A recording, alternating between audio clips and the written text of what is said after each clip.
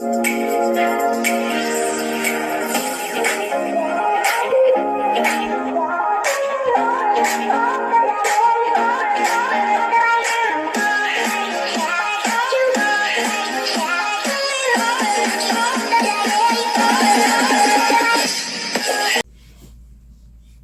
guys, ayan. Ako ay magpakilala ako muna. Ako ay isang sponsor ni Nika at Franco. Ayan, baka hindi niyo pa ako kilala. Ako ay si Nini Strong Life TV. Isa rin akong supporters ni na Kuya Bal, Kalirap. Magsa-silence rin ako, mag-views minsan, magsa-silent viewers at dun sa Raw Boys din. Ako wala akong pinilian, ganoon. So gusto ko na magsasalita dahil napupuno na ako. May isang kalingap na kasamahan ni Ruel Malalag sa Raw Boys. So kaya ito pakinggan nyo kung bakit ako nagsasalita ito sa media para makilala mo kung sino siya. Ayan. Ito ay si BGS Kim Official. Gusto ko na lang imedya kita. Pasensya ka na kasi napupuno na ako sa ginawa mo. Grabe ka. Ayan. Alam mo kung bakit nagsasalita ako dito? Kasi sobra na ang ginagawa mo. Una, pinapasensya kita. Pero ngayon din ako makapapigil. Kailangan malaman mo ito. Baka baliktarin mo yung istorya dyan sa mga kasamahan mo. Siguro kilala yun naman si Kim Official, di ba? Ayan, BGS Kim Official. Kasamahan nila Raw Boys. Kasamahan nila ni Ruel sa Raw Boys. Ayan. Alam mo bakit nagsasalita na ako dito? Dahil napupuno na ako eh. Ayan. Ngayon nalabas ko na yung baho mo, Kim. Akala mo, palaligtasin kita. Una, nagpapasensya lang ako. Pinasabi ko, ayan na, hindi na kita sisingilin sa mga ginagawa mo. Hanggang pang-racket mo ng pera. Diba? Ginamit mo lang yung pera, yung pinapadala ko para kay Nika.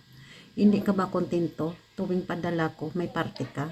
Meron ka rin pera. Yeah. Una, nagpapasensya ako. Ito, para malaman nyo, mga kalingap dyan. No? Alam niyo kung bakit pinadala ko ito kay Kim? Kasi ang alam ko siya nag-scout kay Nika at kay Franco. So, nagpadala ako ng package dahil nawa ako sa pamilya na ito. Yeah. Una, tinubukan ko siya. Nakarating ang package kasama niya si Ruel Malalag. Ginvlog niya doon. Nag-viral siya dahil may dala doong kasama yung pag-vlog nila, yung nagpa-prank sila. Alam ko yon, kitang-kita ko yon. So, pinakita rin ang laman ng karton ng binuksan yung package para kay Nika galing sa akin. So, ang sabi ko noon, ibigay mo kay Nika 3,500. Yeah. Nagpadala ako noon more than 6,000. So, sabi ko, ang kunin mo, ang 3,500, bigay mo kay Nika. Kasi bali ang nakuha mo doon na pera ay 6,500. Sabi ko, Kim, ito ang 3K, kunin mo yun sa panggasolina nyo, merienda nyo, 3K ang makukuha mo. Ang 3,500, please, ibigay kay Nika. So, unang package yung kasama sa unang package. Inabot mo nga kay Nika, binawasan mo pa ng 5. So, nagpasensya ako noon, nakikita ko rin. Hindi kita sinumbatan. Dahil nawa ako, pagkatapos na yan, nagpadala ako ulit ng package. Yeah. Nagpadala ako ulit ng package yun eh. Pagkasunod ng buwan. Last year. So, sa itong pangalawang package, nag-message ako sa iyo. Sabi ko, may padala akong sunod na package. Darating yan siguro mga February 2025. Nagpadala ako mga September na yan sa pangalawang package. Yeah. So, dumating February. Itong February 2025. Dahil minalas nga, dahil busy kayo ng mga Raw Boys, kasama si Ruel, nag-mission kayo sa kung saan sa bundok doon. So, nagsabi ka nga, hindi nyo ma-deliver, ganon-ganon. O, diba sabi mo, pagbalik yun na lang. Okay, naman ako, naghantay. Nang pagbalik yun ng March, sabi mo sa March, ihatid doon. Ha? Pero bago kayo pumunta sa mission na yan sa sa bundok, nag-extra ka talaga, nagsabi sa akin, tita, sabi mo sa akin, baka may papadala ka kay Nika. Kasi pupunta ako sa asawa ko doon. Doon, yung asawa mo doon. Sabi ko, o sige, kung pupunta ka man lang doon, ipapadala ko na lang yung para kay Nika, yung pera, kung hindi mahatid yung package. Diba? Yan ang sabi mo, hindi mahatid ang package, nasira yung sasakyan noong, diba? Di nagpadala ako. Nagpadala ako sa iyo more than 4,000. Sabi ko, sige, bigay mo kay Nika ang 2,000, kunin mo yung 2,000. Lagi may party ka, diba? Pagdating doon, hindi ka naman nag-vlog doon. Ewan ko kung pangatwiran mo lang yan. Nag-ano ka doon, nag-live ka yata yun. Ang sabi mo, ihatid mo daw kay Nika, hindi doon nahatid ka, wala ng time. So, ang pira na 4, nandyan sa'yo. So, sa pangalawang package na yan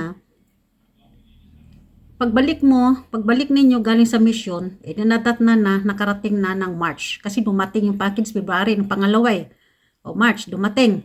Bumalik kayo March. Itong March. Yeah. Sabi mo pagbalik, ihati doon. Natagal na. Nakikita ko busy kayo.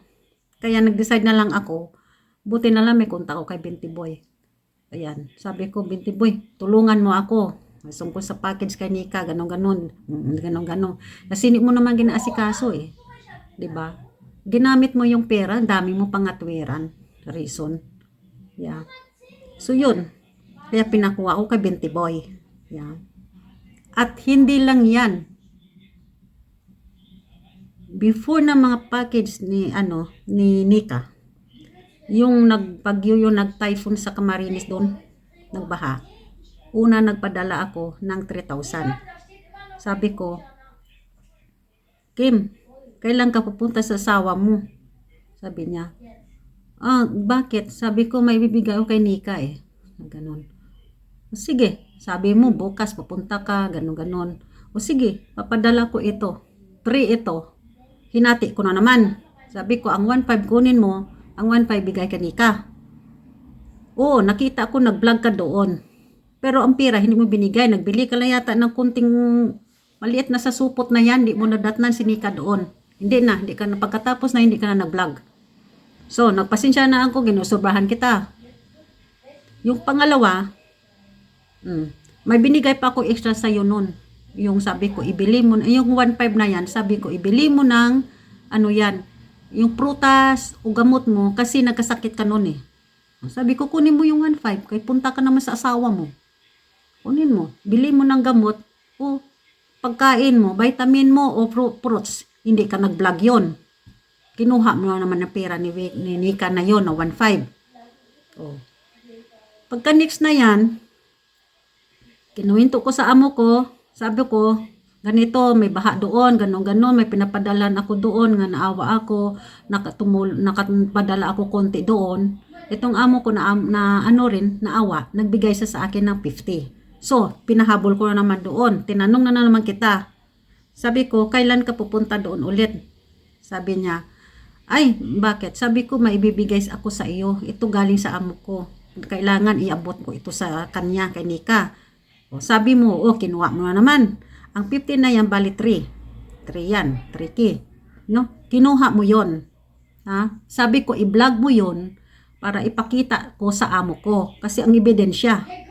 Diba? So, sabi mo, pumunta ka. Wala. Hindi nakarating ang 3K kay Nika talaga. Hindi nakarating. Sinumbatan kita doon sa FB. Sabi ko, saan yung vlog? Hindi ko nakita nga binigay mo yung pera kay Nika. Please let me know. Sabi ko ng gano'n. Pero hindi ka nag-update talaga sa akin. Sabihin mo, wala kang tayo, hindi mo nakita. Pero nahalata ako, pag nagpadala ako ng pera, ang bilis mo mag-reply. Mag-update. Yun. Akala mo, hindi kita naobserbahan. Nagpasensya na naman ako. Kaya sabi ko, sa pangalawang package darating Kaya sabi ko, ginpasensyahan muna kita do. Inipon ko yung lahat na ginawa mong hindi maganda sa akin, Kim. Bakit ganyan ka? Inapartihan kita. Kung minsan lamang ka pa nga kay Nika nagkasakit ka doon, binigyan kita ng 1,500. Sabi ko, bili mo ng prutas, gamot. Hindi ka nag-vlog. Kahit sa ganito. Kim, kahit sa maliit na bagay, malaki man o pera, i-vlog mo yun. Para makikita ng sponsor, para may trust sa'yo o wala. Pero hindi ka nagbablog, hindi ka nag-update. Kailangan pa ba ipaparating ko kay Binti Boy? Ganoon. E di nagpasensya na ako doon sa package doon ha, na binawasan mo na 500 ang 3K, ang 3.5 na yun, binawasan mo na 500, hindi ako kumibo, hindi kita sinumbatan ng unang package na yan dumating.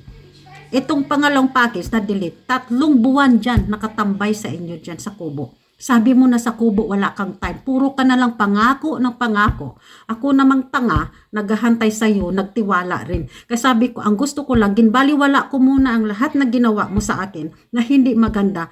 Kinalimutan ko yun. Binabaliwala ko yun. Ang iniisip ko na lang, paano ako makatulong kay Nika?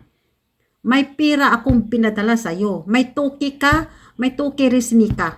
Hindi naman kita pinipilit na i-deliver mo doon extra eh. Ikaw nagsabi mismo nang huli itong package na sabi mo, dalhin mo na lang yung pira doon pero yung package hindi ma-deliver. Ang second package, hindi mo madala dahil wala kayong time. Okay, nagpasensya ako, naghantay ako. Pagbalik nyo na lang mission, i-deliver mo daw. Ha? Ginamit mo yung pera. Ito, naghantay ako, March na, May, na dumating ng May, 3 months na yung karton dyan.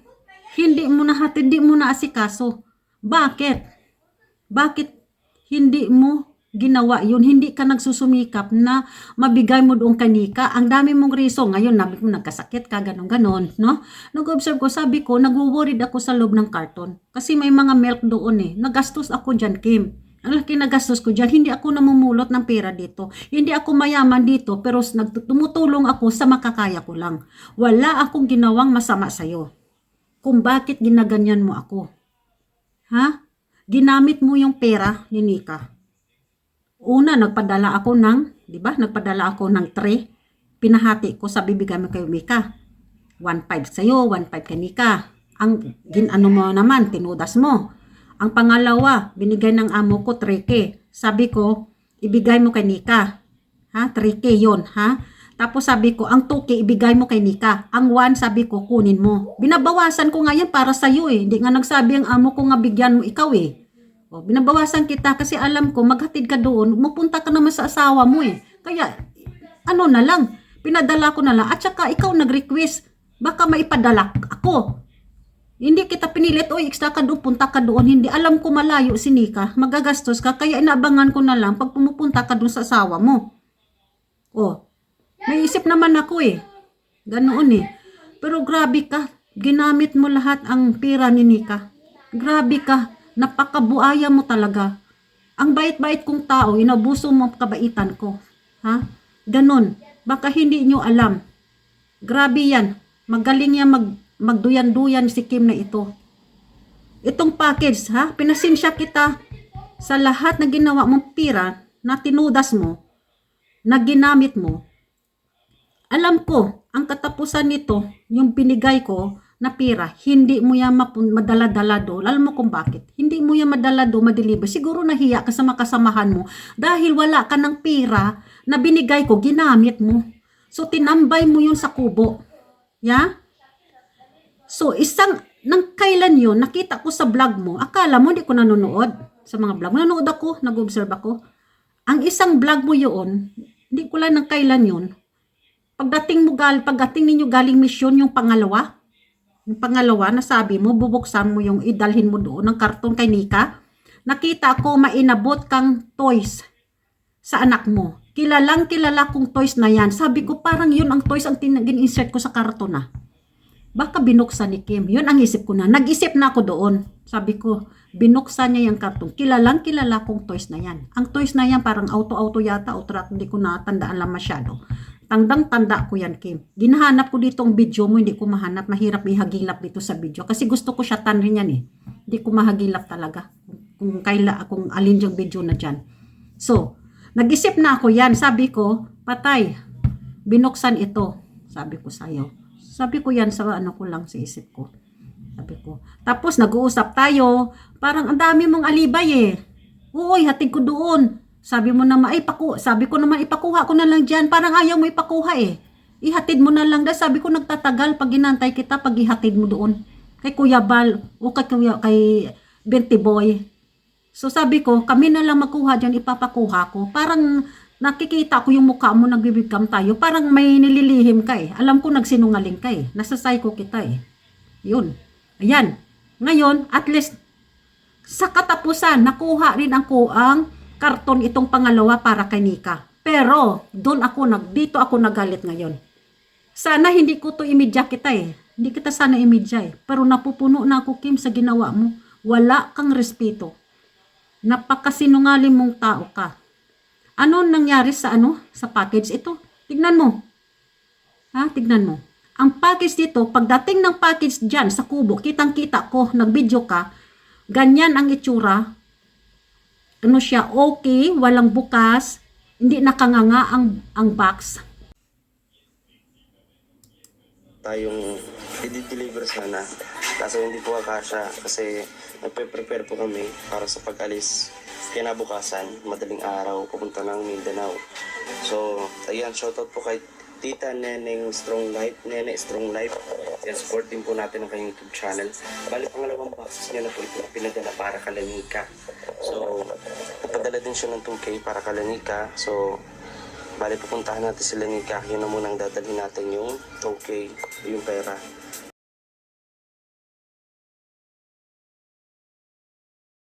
Kasi ito din natin. At saka ang pag-tape yan ko. Ano talaga yung pag-tape? Pag-tape ko hindi ganun.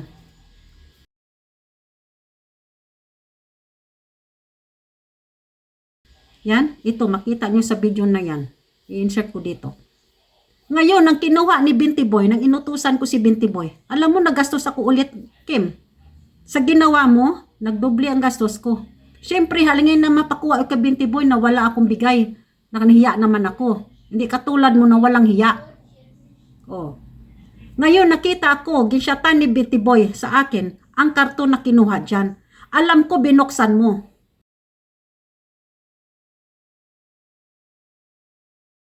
Alam ko binuksan mo kasi hindi ganyan ang karton nga nakanganga. Kasi bawal yan dito sa amin. Pag nagpadala kami, nakanganga ang karton. Dahil may in charge yan, 30 euro ang bayaran namin. Kaya ang pag-package namin, yung close na close ang karton na yan.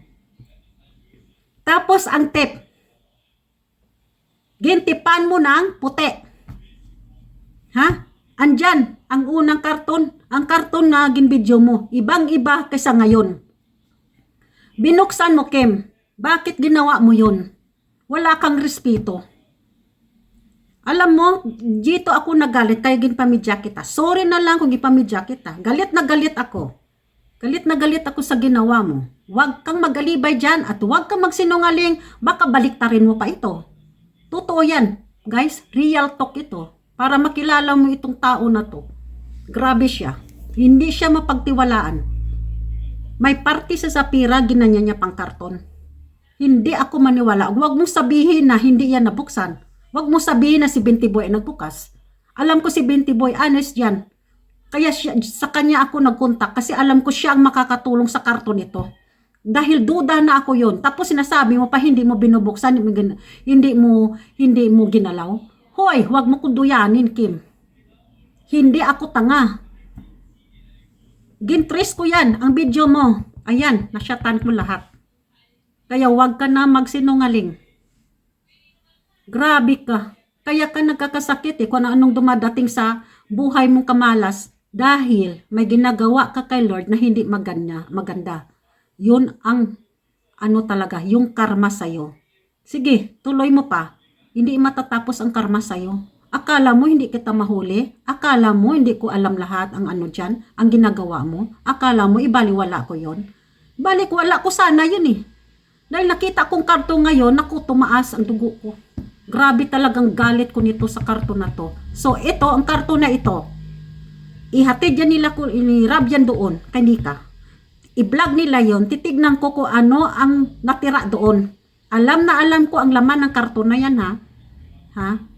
Doon, nakalagay doon, may mga raw boys pa doon. May for 7 raw boys doon. Oh. Kung kinuha nyo yon, mga walang hiya kayo pag kinuha nyo. Dahil hindi nyo ginasikaso ang package na yan. Hindi pwedeng mapunta sa inyo ang party ng raw boys na yan. Yung ginseparate ko doon. Dapat kukunin yan, ibibigay ko yan sa mga naghati doon. Mapunta yan sa Kalingap boys, kay Rabs. Sa mga Kalingap boys niya. Doon yan mapunta ang party ng raw boys. Hindi pwedeng nakukunin nyo. Pero alam ko, binuksan ang karton. Hindi ko alam. Alam ko ikaw ang nag-manage sa karton yan, Kim. Bukas yan. Yan moment. Bukas yan. Nabuksan yan. Kaya galit na galit ako. Bakit ginawa mo sa akin yan? Na wala akong ginawang masama sa'yo. Ha? Huwag mong baliktarin yan. Ang mga sinasabi ko. Dahil real talk ito, guys. Mga real talk itong sinasabi ko sa inyo. Para makilala mo itong tao na to. Alam ko na depressed ka na. Nagsuicide ka noon. Sa mga problema na yan. Alam mo, pag may ginawa ka masama sa kapwa mo, alam ni Lord yan, hindi natutulog si Lord. May plano yan sa iyo. Paparusahan ka. Kaya ayan. Alam mo, tawag sa iyo, scammer ka. Hindi ka kalingap. Hindi ka kalingap, scholar na vlogger. Scammer. Pang-scam yung pera.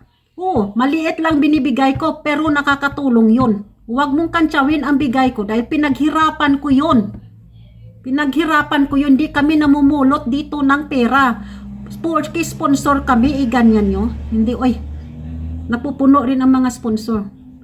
Kaya, kung ang sponsor tumutulong, dapat kayo ay pakita nyo rin na honest kayo. Para naman magtitiwala ang sponsor sa inyo tuloy-tuloy ang pagbigay. At meron ka pang ginawa sa akin. Yung una kong nagpadala kay Nika. Pangalawa, nagpapackage ako ulit. Naku, gintry mo pa ako, utuhin mo pa ako. Alam mo na halata na kita doon sa sinasabi mo. Kabago-bago kong sponsor. Hingian mo ako ng motor. Grabe ka, napakawalang hiya mo naman.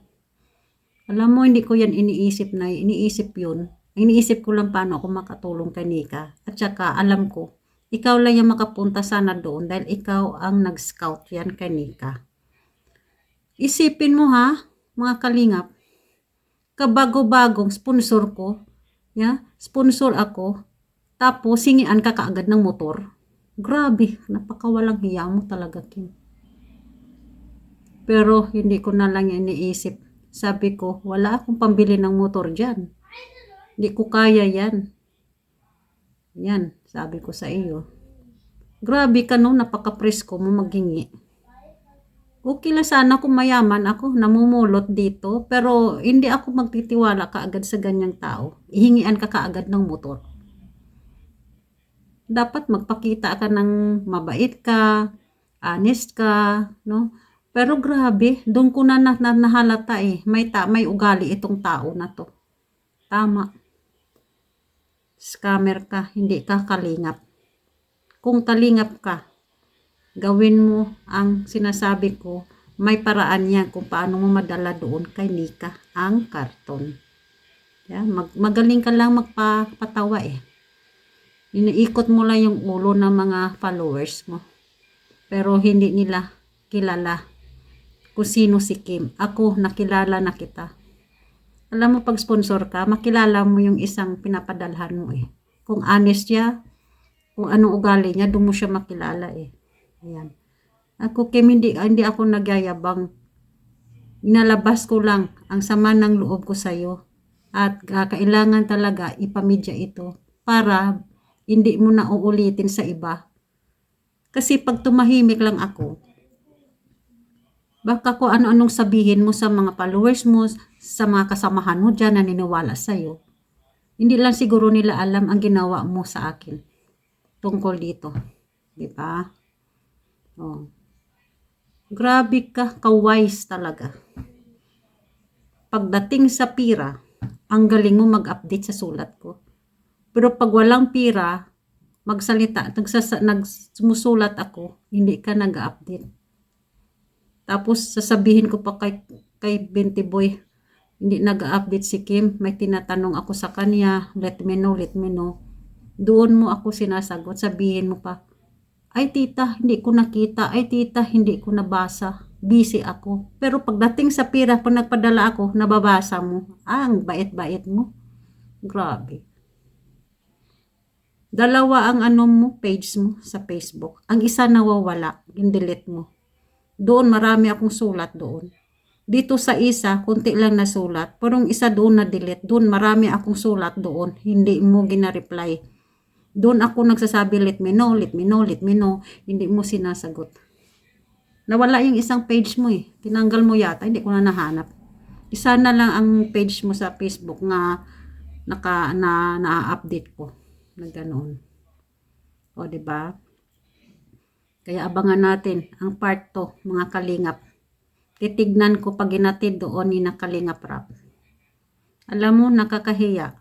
Kung ano, hindi ko na sigurado kung ano na ang natira doon sa karton. Naggastos ako doon, Kim. O, naggastos na naman ako doon. Padala ako doon ng 6K doon. Mahigit. Para lang mahatid na naman nila di 20 boy doon ni Kalingap Rap.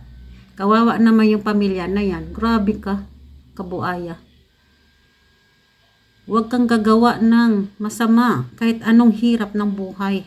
Magdasal ka, magsumikap ka, hindi yung gagawa ka ng masama sa kapwa mo. Yun. Diba? Hindi pwede yan na buksan na hindi na vlog mo. Bakit buksan mo? Alam mo naman yan, doon binubuksan yan. Sa pinapadalhan, doon mo i-vlog. So, ayan. Kaya alam nyo na yon kung ano. Kaya para malalaman nyo. So, ito ay part 1 pa lang ha. May part 2 ito. May part 2 ito. Kaya tignan nyo ha, may part 2 ito. Tignan natin. Abangan natin ang part 2. Kasi gusto ko malaman sa loob kung ano doong natira. Yan. Kaya thanks for watching guys. Para malaman nyo. Mabait akong tao. Pero ginanyan niya ako. Kaya para makilala nyo rin kung sino siya.